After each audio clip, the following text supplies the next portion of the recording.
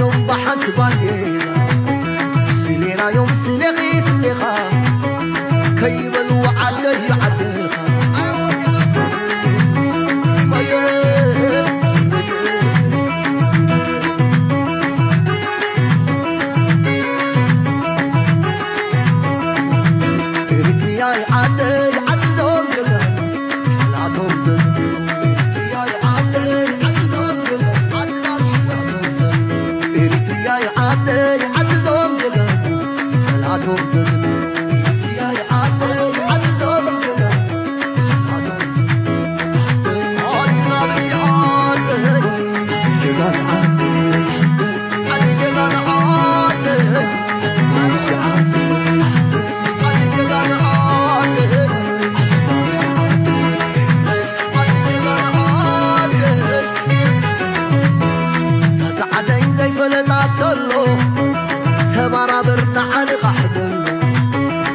لم عدي زي رعاية اللو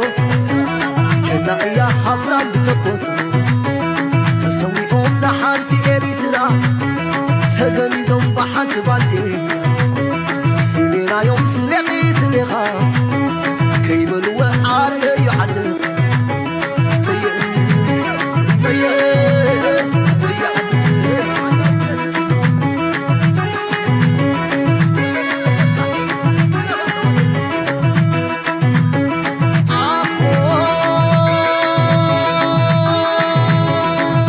ኤርትራ ሃብት ኣለዋዲ ወይ ባህርያዊ ሃብቲ ከም ዓሳ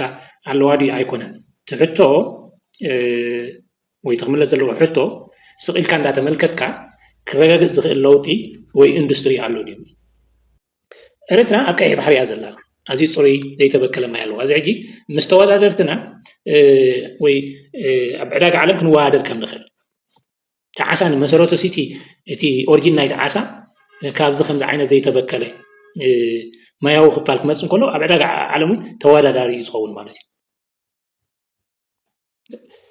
ስለዚ እዚ ተራ ቻሪቲ ወይ ድማ ምፅወታዊ ኣይኮነን ማለት እዩ ኣካል ናይቲ ሃገራዊ ልምዓት ሃገራዊ ህንፀት ንኸውን ኣለና ማለት እዩ ስለዚ እዚ ካምፓኒ እዚ ኣብ ዓመት ክሳብ 120 ሚልዮን ዶላር ካብ ኤክስፖርት ማለት እዩ ረቨኒ ጀነሬት ክገብር ይኽእል ዓመታዊ ብኣሽሓት ዝቁፀሩ ሰራሕተኛታት ክፈጥር ይኽእል ወይ ስራሕ ክፈጥር ይኽእል እንታይ እዮም እቶም ምጥርጣራት ኢልና ሓሲብና ሓደ ንግሉፅነት ዝምልከት እዩ ሓደ ትካል ክቆም ከሎሲ ግሉፅነቱ ኣገዳስነት ኣይኮነን ቢዝነስ ተራ ማሕበር ከማ ግሉፅነት ኣገዳስነት ኣለዎ ማለት ካልኣይ ምጥፍፋእ እዚ ስጋኣታት ክህልዎ ምክንያቱ እቲ ተመክሮ ስለዘየሎ እዩ ቀዲምካ ከምኡ ጥዑይ ነገር እንተጣሪኻ እሱ ኣብ መስርሕ እቲ እምነት ንዓበየ ክኸይድ ይኽእል እዩ እንተዳ ተረጋጋሚ ምጥፍፋእ ሃልዩ ሓደ ካምፓኒ ሓደ ኩባንያ ጀሚሩ እንተዳ ዕውት እዚ ኮይኑ እቲ ምክንያት እንታይ ኣጣፋፊኦም እንታይ እዚ እንተዳ ዝሰምዕ ኮይኑ እዚ እውን ካልእ ምጥርጣር ዝፈጥር እዩ ማለት እዩ እቲ ዲያስፖራ ዝተሓሰሙ ካልኦት መፅኦም ክመልዎ ይኽእሉ እዩ ዕዳጋ ስቂልካ ዘው ኢልካ ተኣትወሉ ኣብ መጀመርያ ቀሊል እዩ ንኽትኣቱ ምንም ናይ ዘይቲ ፋብሪካ ዘይብሉ ሲ ናይ ዘይቲ ፋብሪካ ንእሽተይ እንተጌርካ ዕውት ኢኻ ትኸውን 20-30 ናይ ዘይቲ ፋብሪካታት ኣብ ዘለዎ ከኣቱ እየ እንተኢልካ ግን ምክንያቱ ኣብ ከቢድ ዝኾነ ናይ ውድድር ተዓሽም ተኣቱ ኣለካ ማለት እዩ ዘጋጣሚ እዚ እንተዘይኣቲኻ ነዚ ዕድላት እንተተጠቂምካሉ ሲምፕል ማለት እዩ ምስ ሓለፈ ታሪክ ፅውፅዋ እዩ ዝኸውን ማለት እዩ ዝዕድል ምስ መምረጠ ማለት እዩ ስለዚ ስኢልና ክንሓልፍ ወይ ስኢልና ንምልከቶ ድዩ ዘለና ወይስ እንታይ እዩ ሕጂ ብዛዕባ ኢንዱስትሪ ክንዛረብ ከለና ወይ ናይ ኤርትራዊ ኢንዱስትሪ ክንዛረብ ከለና ብዘረባ ብመደረ ብገለ ዝኸውን ነገር ኣይኮነን ናይ ኤርትራ ኣዝዩ ነዊሕ ገማግም ባሕሪ ኣለዋ ብዙሓት ደሴታት ኣለዋ ኣብዚ ዙርያ ናይዘን ደሴታት ከዓ ገማግም ባሕሪ ኣሎ ማለት እዩ ቀይ ባሕሪ ኤርትራ ከዓ እንተዳሪናዮ ማይታ ሸሓት ቶን እስክበሃል ዝኽእል ዓሳ በዚ ባሕሪ እዚ ይሓልፍ እዩ ግን ኢንዱስትሪ ኤርትራ ብፍላይ ድማ ንዓሳ ንመስርሕ ዓሳ ዝምልከት ግን ኣበርክቶ ኣለዎ እንተኢልና የብሉን እዩ ትመልሱ ሕጂ እዚ ኩሉ ግዜ ትርድእዎ ዘለኩም ነቲ ኤርትራ ዝሓለፈቶ ሕጂ እውን እንተኾነ ብዝተወሰነ ተሓልፎ ዘላ ንዕኡ ብዛዕባ ብዙሕ ክዛረብ ይኽእል እየ ግን ንምንታይ እቲ ዝነበረ ግሁድን ስውርን ኣብ ልዕሊ ኤርትራ ተፃወታት ሕጂ ንዕኡ እቲ ዓለማዊ ኩነታት ውን ሽፍት እንዳገበረ እንዳተቀየረ ይኸይድ ስለ ዘሎ እዚ መድረክ እዚ ኣዝዩ ምቹ እዩ ንሃገርና ማለት እዩ ሕጂ እቲ ናይ መንግስቲ ኣድህቦ ውን ሕጂ ኣብ ልምዓት እዩ ምክንያቱ እቲ ዝሓለፈ ኩነታት ተበዲሂኡ ዝብል እምነት ስለ ዘሎ ስለዚ ኣብ ኢንዱስትሪ ዓሳ ክሳብ ሕጂ ዜሮ ኣበርክቶ እዩ ዘለና ኣብቲ ዓለማዊ ዕዳጋ ማለት እዩ ኤክስፖርት የብልናን ዓበይቲ ፋብሪካታት ወይ ላርጅ ስኬል ፕሮሰሲንግ ፕላንትስ ናይ ዓሳ የብልናን ብዙሕ ግዜ ትዕድላት ኣብ ዓሳን ሃብቲ ዓሳን ዝብል ከም ዘሎ ብተደጋጋሚ ይዝረብ ብኤርትራ ሓደ ከዓ ካብቶም ቀዳምነታት ዝወሃቦም ፅላታት እዩ ሕጂ ትሕቶ እንታይ እዩ ኤርትራ ሃብቲ ኣለዋ ድዩ ወይ ባህርያዊ ሃብቲ ከም ዓሳ ኣለዋ ድዩ ኣይኮነን ትሕቶ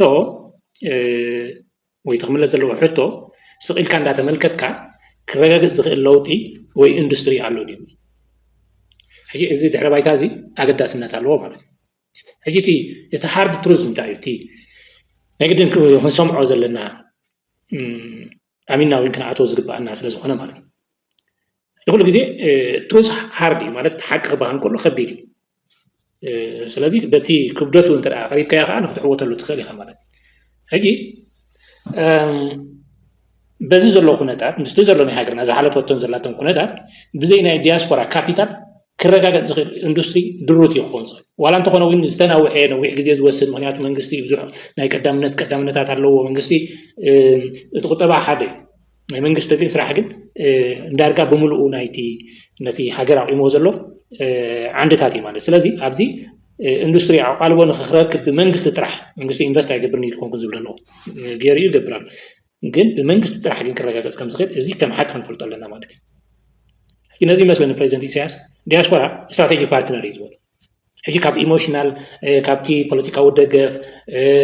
ካልእን ወፂና ናብ ኢኮኖሚክ ፋይናንሻል ኣበርክቶ ክንኣቱ ኣለና ዝበሎ ነዚ እዩ ማለት ዓድና ረድኤት ትፅበ ይኮነት ልቕዓት ትፅበ ይኮነት ስለዚ መን ኢልካ ሃንፃ መን ኢንቨስት ክገብረላ እንተ ኢልና ኮይና ዜጋታት ጥራሕ ትዘሐሸ ዋላ ብውስን ደረጃ ይኹን ግን እቲ ዝርግሐ ኣብ ዲያስፖራ ዘለዎ እቲ ዘድሊ ካፒታል ኣብ ሓደ ነገር ንኩሉ ኤርትራዊ ዘጠቃልል ኣሳታፍ እንተ ኮይኑ ግን ብዙሕ ካፒታል ወይ ብርኩት ካፒታል ክርከብ ይኽእል እዩ ማለት እዩ ኣብዚ ንጥንቀቐሉ ዘለና እዚ ቀጥታዊ ናይ ደገ ወፍሪ ወይ ዳይሬክት ፎሬን ኢንቨስትመንት ንብሎ ኩሉ ክእል እዩ ተናውሒ ግዜ ኩሉ ክእል ኣብ ሓፂር ግዜ ወይ ክህሉ ይኽእል እዚ ግን ዳንጀር ኣለዎ ንባዕሉ እንተ እቲ ኢኮኖሚ ናይ ደገ ዓበይቲ ኩባንያታት ስለ ዘወፈሩ እንተ ተወኒኑ ከይዱ ነቲ ፖለቲካዊ ነፃነት ወይ ኣንደርማይን ዝገብር ወይ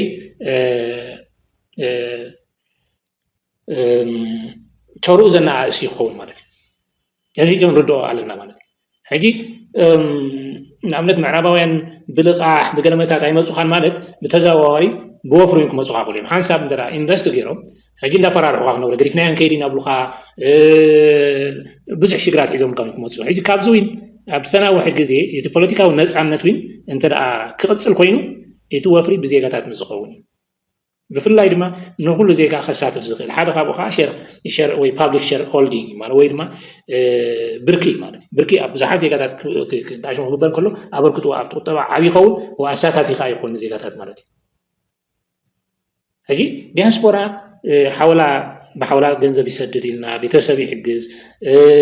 ኣባይቲ ይሃንፅ እዚ ሕጂ ርዱእ ነገር እዩ ዝተመኮርናዮ እውን ማለት ግን ኣባይቲ ፋብሪካታት ኣይሃንፅም ኣባይቲ ሲ ሓደ ካብቶም ናይ ኮንሳምፕሽን ወይ ናይ ሃልኪ ወይ ናይ ሕሸሻ ነገራት ክኾኑ ክእሉ እዮም ምክንያቱ እቲ ናቶም ኣበርክቶ ኣብ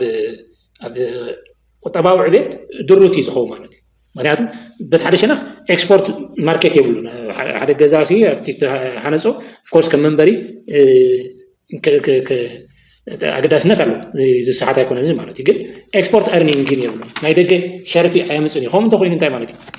እቲ ካልኦት ሴክተራት እቲ ቁጠባዊ ተዓሽሙ ክንቀሳቀስ ኣይክእልን እዩ ምስቲ ዘለና ናይ ውስንነት ናይ ሃርድ ካረንሲ ማለት እዩ ኢንዱስትሪ እንተኮይኑ ግን ሃርድ ካረንሲ የምፀልካ ነቲ ኢኮኖሚኻ ዕቤት ብቐሊሉ ከምፅእ ይኽእል ምክንያቱ ኤክስፖርት ኤርኒንግ ተሊካሲ ካብቲ ንእሽተይ ማርኬት ወፂኻ ብኢንተርናሽናል ደረጃ ዓብዪ ማርኬት ስለ ዝኾነ ነቲ ቁጠባ ንክዓቢ ወይ ኢኮኖሚክ ግሮውስ ንከምፅእ ይጠቕመና ይሕግዘና ማለት እዩ ስለዚ ፅላት ዓሳ ኢንዱስትሪ የብልናን ኣዝዩ ድሩት ዓሳ ቀረብ ናብ ዕዳጋ ኣለና ውሽጢ ዓዲ ግን ድሩት እዩ ግን ሃብቲ ዓሳ ግን ننا إرترا إيكونومي كابتم قلت في زغنة إميدي زغنة عبيد كم تزغل حدا مالتي حجي أنت أيت زي تمزمزة سجى حابتي عدلات وي أنت أبد opportunity نبلو ما تينا بزحنا قالك العلاقة اللي بزم مالتي حجي تحدي بعالم درجة عدانا أي عشان ترى ناسي بعشرتات بليونات دولارات زقمتي تاي مالك حجي على ما عدانا نعي عسى ويرما فلا يستعشق عسى عند عبيد خير زلوا مدرخين هذا مالتي عملت كم بعد تايلاند سبين البرتغال ده مثلا حاجات عبيتي اندستريان أبز زوريانا عسى ويزت مسح عسى زت عشق عسى أيزي زكايد رتنا أبكي بحري أزلا عزيز صري زي تبكل ما يلو أزعجي مستوى درتنا وي أبعدك عالم كن وادر كم دخل تعسى مسروتو سيتي تي أورجين نايت عسى كابز خمس عينه زي تبكله ما يوقف فالك مثلا كله أبعدك عالمي توالى داري يسخون مالتي ግን ክሳብ ሕጂ ኤክስፖርት ንገብሮ የብልና ሕጂ ሃብቲ ወይ ፀጋታት ኣይኮነን ትፀገም ማለት እዩ ሕጂ ግደፎትዊ ክሳብ ሕጂ ስለምንታይ ዘይኮነ ገንታ ብዙሕ ነገር እዛረብ ከኣል እዩ ትንፈልጦ እገዳታት ነይሩን እዩ ኣሎን እዩ ብዝተወሰነ ሕጂ ወይ እቲ ናይ ምዕራባውያን ሳቦታጅ ንፈልጦ ኢና ግን ሕጂ እቲ ዓለማዊ ኩነታት ይቕየር ኣሎ ንባዕሉ እቲ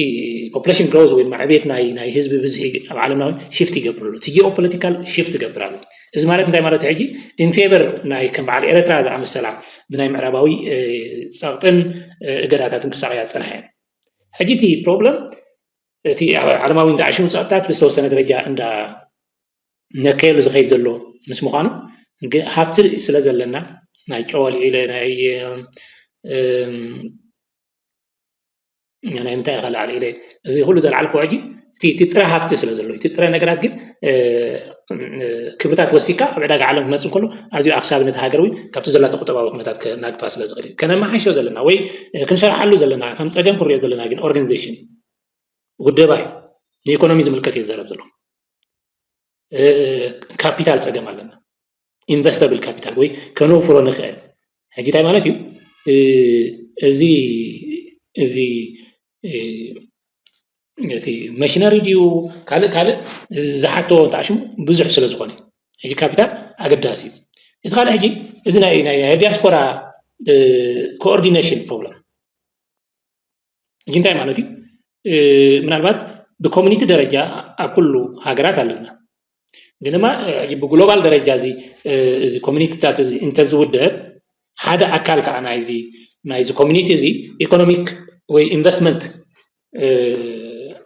ዲፓርትመንት እንተዘልዎ እነዚህ ዝብለ ዘለኹ ብውልቀ ሰብ ደረጃውን ምዝራብ አላይ አንበይብስ ኮነ ማለት ስለዚህ እዞም ነገራት እዚኣቶም ከዓ ብቐሊሉ ካብቲ ንነዊሕ ግዜ ብፍላይ ናይ ኮሚኒቲ ኦርጋናይዜሽን ኩል ከለኹ ሕጂ ኣብ ኢኮኖሚክ ተኣሽሙ ዝገብረ ስለ ዘይኮነ እየ እምበርቲ ኦርጋናይዜሽን ናይ ኮሚኒቲ ማሕበረኮም ዲያስፖራ ናይ ኤርትራውያን በቢ ከባቢ ኣለዎ ማለት እዩ ግን እዚ ብኢኮኖሚክ ደረጃ بوفر درجة هوريان كلنا كده عبد الزريازي بزح زبها لا يمثلنا. سلازي إذا يوم كعب قليله ما حيش زخوري ويقليله كم ما حيش زكالي. إذا بالجمة على النمالك. هجيت البروبوزال ناتي مسرع عسان تتحازن داي. هذا جغرافيكالي عسبن ما سوا كمرة كالي مالتي. سلازي كلته ناي عشرة عسام مالتي. كوبانيتات ويكامبانيتات كتكلا خمس غلا مالتي. سلازي أما سوانا بعسبن مالتي نفس وقتاً 30,000 طن أو عمد يعيشها بتاني كمان ناشنال فليت يدلي ويدما هجراويان قففت عسى مراكب وجالبات اللي أبتنا دي كالكوليشن كذولي نقولكم ذلك مالتي كابينا أوروبا ستاندرد ماشينري يدلي نا إكسبورت سيرتيفيكيت يدلي وي سيرتيفايد برودكشن كم زغنا زي يدلي مالتي إتيني نخبابياوي كال مسؤول زغيد دماميركا كباب 120 مليون دولار يحطت إز بروجكت زي هجم مبزعت زي إتي زفان الزنابة إزغيد لنا زعل يغفالو نتن قفف عسى مالت عجي كسارنت ناي سابلاي وين ناي كرب نت فابريكاتات كرقا قسمتان مالت مرتخاريخا قبرت خليخا وصعيتها تخبر كم تزيد اللي أبوزي ناي بس حل كان إذا تاسل زلوا مالتي من هالباتو إنزنا حريرة بستوصل درجة هاي لأنه كابتي يتعاونوا يفولتني بالك أنت كاباسيتي اللي هو قلنا تات جن نسوين كمرمري كعلي مالتي تنزيد اللي قففت عساسي كفريخ الليو مسألة كأنت اللي برد زفريا مالتي قون نزخدا عجيب زين دياسبورا زوننو public company زي shareholding company ስለዚህ እዚ ታራ ቻሪቲ ወይ ድማ ምጽወታዊ ኣይኮነን ማለት እዩ ኣካል ናይቲ ሃገራዊ ልምዓት ሃገራዊ ህንፀት ንኸውን ኣለና ማለት እዩ ስለዚህ እዚ ካምፓኒ እዚ ኣብ ዓመት ክሳብ 120 ሚልዮን ዶላር ካብ ኤክስፖርት ማለት እዩ ረቨኒ ጀነሬት ክገብር ይኽእል ዓመታዊ ብኣሽሓት ዝቁፀሩ ሰራሕተኛታት ክፈጥር ይኽእል ወይ ስራሕ ክፈጥር ይኽእል ሃርድ ካረንሲ ምክንያቱ ኤክስፖርት ኦሪየንትድ ስለ ዝኾነ ሃርድ ካረንሲ ከምፅእ ይኽእል ናይ ቴክኖሎጂ ትራንስፈር ከምፅእ ይኽእል ማለት እዩ ብቐንዱ ከዓ ነቶም ወነንቲ ሸር ዋጋቲ ኢንቨስት ዝገበርዎ ዓመታዊ እቶት ይህልዎ ማለት እዩ እዚ ፋንታዚ ይኮንኩን ዘረብ ገሊኡ ካብ ተሞክሮ እየ ዝዛረብ ዘለኹ ኣብ ብዙሕ ሃገራት ካምፓኒታት ብኸመይ መፅአን ብኸመይ እዩ ፋንድ ሬይዝ ዝኸውን ኢንቨስትመንት ገለ እዚ ክንብል ከለና ከምዚ ናይ ፋንታዚ ኣይኮነን እዚ 101 ኢንዳስትሪያል ኢኮኖሚክስ እዩ ብዙሕ ምርምር ዝሓትት ኣይኮነን ብዙሕ ፍልጠት ዝሓትት ኣይኮነን ግን ኦፍ ኮርስ ንምምሕዳሩ ዝምልከት ገለምታት ቀፂለ ክሪአ ብዙሕ ነገራት ንዛረብ ንኽእል ከም ሓሳብ እንተዳሪእናዮ ግን ዋላ ሓንቲ ታራ ኢኮኖሚክስ ወይ ታራ ናይ ከምዚ ናይ ማይክሮ ኢኮኖሚክስ ከምኡ እዩ ማለት እዩ ሕጂ ከምዚ ተኣምራታዊ ሓሳብ ተኣምራታዊ ኣይኮነን እቲ መሰረታዊ ፀገም ነጊረኩም እየ ዓንተ ወይ ናይ ሓሳብ ኣይኮነን እቲ ካፒታል እቲ ኦርጋናይዜሽን ግን ኣገዳስነት ኣለዎ ስለምንታይ ዲያስፖራ ዝመርሖ ኢልና ክንዛረብ ንኽእል ኢና ኦፍኮርስ ደጋጊመ ልዕልየ ኣለኹ መንግስቲ ንበይኑ ኢንዱስትሪ ከማዕብል ኣይክእልን እዚ ሓደ ትሩዝ እዩ ስለዚ ተራ ናይ ዲያስፖራ ኣብዚ ይኣቱ ማለት እዩ ንኣብነት እስራኤል ብፍላይ ድማ እዚ ናይ ቴክ ሴክተር ናታ ወይ ናይ ቴክኖሎጂ ፅላት መብዛሕቶም ካብ ዓለም ዝመፁ እስራኤላውያን በዚ ትፍለጥ እስራኤል ስለምንታይ እንተይና ናይ ዲያስፖራ ሓይሊ እዩ ህንዲ ተሪእናያ ብኢንፎርሜሽን ቴክኖሎጂ ቡም ዝገበረት ሃገር ወይ ዝተተኮሰት ሃገር እያ መን እዩ ተይናኻ ናይ ኣብ ዲያስፖራ ዝነብሩ ህንዳውያን እዮም ማለት ቻይናዊ ናብቲ ናይ መጀመርያ ናይ ቻይና ኢንዱስትሪያል እንታሕሽሙ ከምዕብል ከሎ ናይ ሎሚ 40 ገለን ዓመታት ተራ ናይ ዲያስፖራ ቻይናውያን እዩ ነይሩ ማለት እዩ ምክንያቱ እዚ ሓይሊ እዚ ዋላ ካፒታሉ ንእሽተይ ክኸውን ይኽእል ግን ብንእሽተይ ኢንቨስት ንክገብር ከዓ ዘተባብዩ ብዓብዩ ከዓ እንተ ዳሪእናዮ ብዝሒ ዲያስፖራ ዋላ ሓንቲ ዩኤስ ዶላር ውን ኣበርክቶ ኣለዋ ያ ናብ ሓንቲ ሽሕ እንተዕቢና ኢኸ ካብ ነብሲ ወከፍ ኢንቨስተር እየ ዝዛረብ ኣለኹ ናብ 2,000 ናብ 3,000 ናብ 4,000 እንተዓቢኸ ኣዝዩ ንእሽተይ ገንዘብ ግን ብዓሰርተታት ሽሓት ዝሳተፍዎ እንተኮይኑ ኸኢልና ክንሓስብ ኣለና ማለት እዩ ስለዚ እዚ ኣገዳሲ ኣዝዩ ኣገዳሲ እዩ እዚ ኤርትራውያን ዲያስፖራ ሬላቲቭሊ ብኣንጻራዊ መልክዕ ንሪኦ ከለና ፋይናንሻሊ ፓወርፉል እዮም ክንብል ንኽእል ኢና ብዙሓት ሞያተኛታት ብፍላይ ኣብ ኢንዱስትሪ ኣብ ፋይናንሻል ማርኬት ቴክኒካዊ ዝኾነ ነገራት ኣብዚ ብዙሓት ኤጁኬትድ ክህልው ከም ዝኽእሉ ርዱእ ማለት እዩ ወላቲ ኣብ ውሽጢ ዓዲ ዘሎ ዝተመሃረኸ ከምዚኦም ዝኣመሰሉ ባይታ እንደዚ ሃልዮ እሞ ኣበይ እቲ መይኡ ኸሪኡ ኣበይ እቲ ስልጠና እዚ ኣብ ኮሌጅ ጥራሕ ኣይኮነን ዝወሃበካ ኣብ ኮሌጅ ብሓሳብ ደረጃ ምዕቡል ኮንካ ትውፅእ ትኽእል ኢኻ ብግብሪ ደረጃ ግን ኣብ ስራሕ ቦታ እዩ እዚ ስራሕ ቦታ ተዘይተፈጢሩ ነቲ ዘለና ዓቕሚ ሰብ ብኸመይ ኢና ከነማዕብሎ ዝብል ሕቶ እውን ክለዓል ክእል ማለት እዩ ስለዚ እቲ ተመክሮ እቲ ሞያ ንገዛ ርእሱ ኣብ ዲያስፖራ ምንባር ማለት እኮ ከምዚ ግሎባል እንተዓሽሙ ምዃን ማለት እዩ በብወገኑ ዝተፈላለዩ ነገራት እንታይ ከበርክት ይኽእል እዩ ማለት እዩ ግን ድማ ከምቲ ዓንተ ዝበልክዎ ፍራግመንትድ ሕጂ በቲ እንተዓሽሙ ዓይኒ ብቁጠባዊ ዓይኒ ብቐጥታ ምስ ወፍርን ምስ ወፍሪ ዝተተሓሓዘ ነገር ግን ኣዝዩ ፍራግመንትድ ወይ ዝተመቃቐለ እዩ ተመቃቐለ ከለኹ ብትን ዝበለ ነገር እዩ ማለት እዩ ስለዚ እቲ ሽግር ገንዘብ ኣይኮነን ሕጂ እቲ ቻለንጅ ወይ ትብድሆ ክኸውን ዝኽእል እንታይ እዩ እቲ ኮሌክቲቭ ትራስት ማለት ናይ ሓባር እምነት ክህልወካ ኣብ ምግባር ወይ ክህልዎ ምግባር ነቲ ዲያስፖራ እዚ ሓደ እዩ ማለት እዩ ስለዚ ብውልቂ ካብ ዝግበር ወፍሪ بولكي من عزيز دروتي كجبر يقولون يكون عند بارزلو دبت مويو بتزوري هجبر خيرين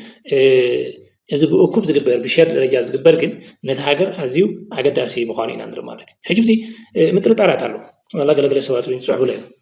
جدي سكبتيسيزم كم من تعيز مس of course أبزي دايركت مخانين لنا مالك أنت يوم توم مثل طارات لنا أنت حسيبنا هذا ني جلوس الناس ملكتي حالة كان قوم كنا سي جلوس الناس وعقد داسنتي أيقونن بيزنس ترى محبر كمان جلوس الناس عقد داسنت الله مالك كلا يمتفق زي سجارات كلها مناتو تتمكروا سلزي اللي قديم كهم أنت تعين كذا أنت تاريخه سوء مسرح تي أمنت نعبي خير خير أنت لا ترجع متفق حاليو حدا كامباني حدا كوباني جميرو أنت عودت زي كوينو تمخنيات تاعي وتعرف في أمون تاريخ إذا أنت سمع كوينو إذا كان متر تعرف فترة مالتي كان بوليتيكاوي متر تتوقعين بوزع من قد قلتي كالي مالك تزعل يجي هو من قصته غيورسو هو من قصته نتفاهم دنا كله كي تقوي زبل إذا كنت يتعرض الخوني عبيتي بروجكتات كم ضمن العلوم زلنا حي كعوة تغير قديم زبل حطوني مسي مالك إذا يجي فير حطوي جن كم زي تايز بال حلم فريق خاصي كده كسكاي يحضرني زبال نقرات له كوميتات حلو عجيب زين بوجن أنت أزريهم عور تسفى هاجراونت أيقون هاجراونت تحتاتنت حلافنت تسفى راح سلا زتفنج حقا هاجراونت أيقون تحتاتنت حلافنت وحلافنتاوي تحتاتي كتكون جن زي هاجراونت فاتريتي زمسي بزي واقع أيقون واقع زخفلي سلازي نزوم تقصكو مترت أرات نوعهم فريقها بقى كان أقرأ خمسة لازم أكبر حجراوي وآية بلكان كن حلف نتاو خنكا تحتاج نزع بيلو محدرة زي ما حيشلو زيتك تحسب بحرياوي مالتي هجي تي بروجكتات وإذا نلوز لنا تبوكسات زعما تحتاج نقرأ كل قصي ناي أوديت قدها له سر ناي أوديت عشان إزوين من قصة حتى بحجوين تقدر له نقدر سلسلة زغنة أبوت له مالتي علماوي ناي محدرة ستاندرد وي عجبها بنقوله كم زيجا أبتزوفر كاوين بأقوى وقت حتى تمزوق الخاوين بورد أوف دايركتورز خاون خيريو كوتاس حفشاو قبائل له أبزيتات ندعشم يدل مالتي تساتف النت يدل بروفيشنال مانجمنت ويد ما موياوي من محدار وي محدرة ناي سبور كوين نتي بروجكت زكاة لهم دوركو وكلتنا بورد أوف دايركتورز على قريهم دياسبورا نورو خونو عويش تعدو نورو خلو ناي منكس أكل كله يخيل كوتاس ناس أزغنو جاكاتات كله يقول استفر عليه مالتي بغمزي زي ما حيش مبر سلاز فرح خايو وي تتعرض عرش سلاز غون كاتراح زي ما حيش نقر إلا لازي عوفرت ناوي سمعي تاوي أنا عوفرت خوني يقولون ديسبلينيت زغون عوفرت يدلي ديسبلينيت انت غون كحاجي بزعبا هاجر كات حاسب تجمر بزعبا هاجر حزب كات حاسب تخيل بزعبا كات حاسب تخيل بزح نقرات على مالك دي حالة النتاوي أو فارن تكون كاملة لذي ناي دياسبورا واننت أقداسنت هالو أزيو أقداسنت هالو مالك هجي إنت إتي strategic moment إذا هجي زلنا يوم داسي إنت أيو زمت عنا وإنت أينا بزعبونا حاسب زلنا عالم يغير له لكم يرى إتي ناي مدوي عقبات يكاير له ترى حاجة ناي يوكرين راشان ترى يعني شيء عالم فترة صلوا في الله مس مدوي ناي دخئي نستطيع عالم كم يكمل تغير علينا مالتي يعني نحن هذا إسلام حمشتن شيء زغناسي رخيبنا هنا الجراتات بزعنا نتي نزز عنك في نزي نبور ناي مجبي عقبات مجبي تعشم عالم كاير كله نعزين بقدر عنا 5 أولنا مالتي هجي أبزيتي ناي طلب ناي مجبي بحري وناي حساي يكون كله يوصل كم زلوا بعد عالم تستاسي سير مالتي أب أفريقيا ترى يعني إندستري نعبي خير دهي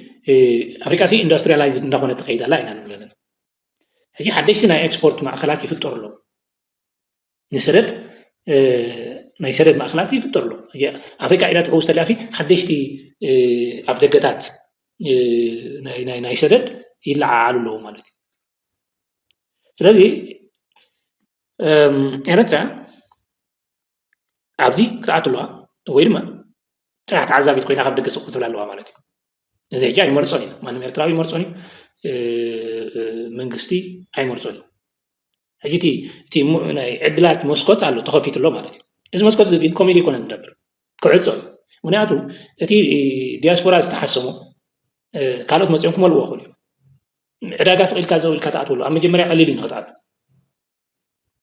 ምንም ናይ ዘይቲ ፋብሪካ ዘይብሉ ሲ ናይ ዘይቲ ፋብሪካ ንእሽተይ እንተጌርካ ዕውት ኢኻ ትኸውን 20-30 ናይ ዘይቲ ፋብሪካታት ኣብ ዘለዎ ከዓ ኣትዮ እንተልካ ግን ምክንያቱ ኣብ ከቢድ ዝኾነ ናይ ውድድር ተዓሽም ተኣትለካ ማለት እዩ ስለዚ ኣብ ደገታት ክዕፀው ይኽእሉ እዮም መንግስቲ ወይ ካብ ዘረባ ይሓልፉን እዮም እዚኣቶም ግን ክብለካ ክእል ማለት ስለዚ ክንየው ውልቃዊ መክሰብ ክሪኦ ነገራት ኣለዉ እዚ ብዛዕባ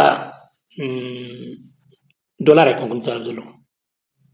هاجرنا بالإندستري عبيان خريان دلنا كبرتي زقبة خبرسي وي درجة أسكت بس حلوة إلنا نعملنا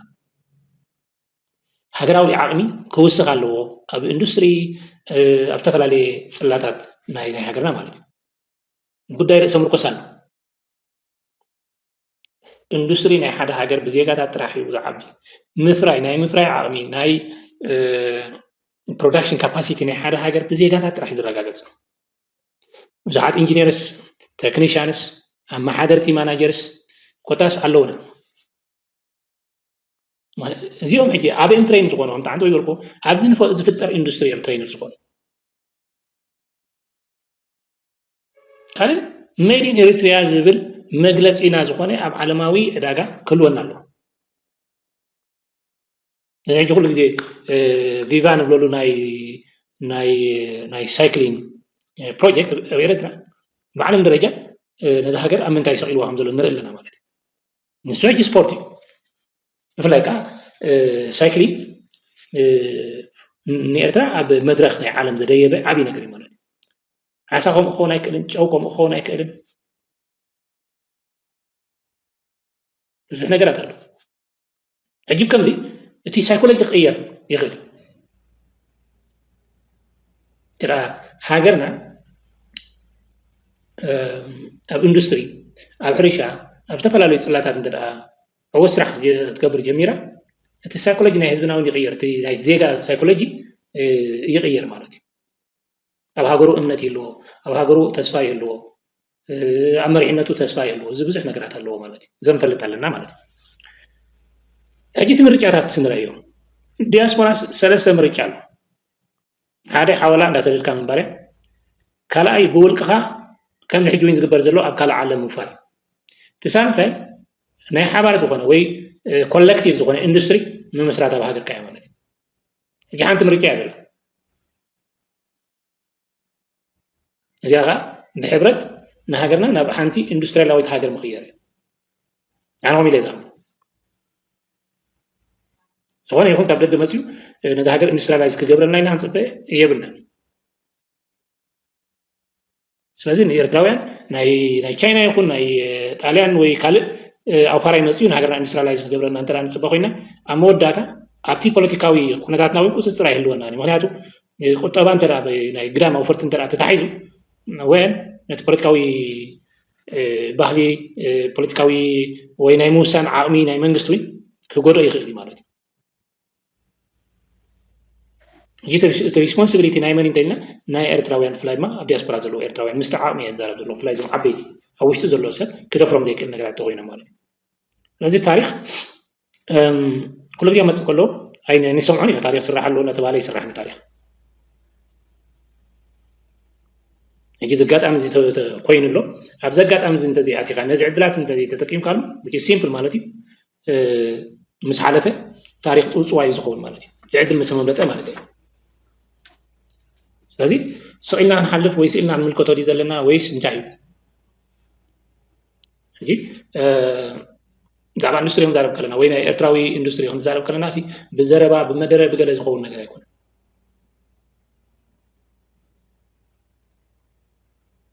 ስለዚህ ወፍሪ ወሳኔ ብዙ መንገድ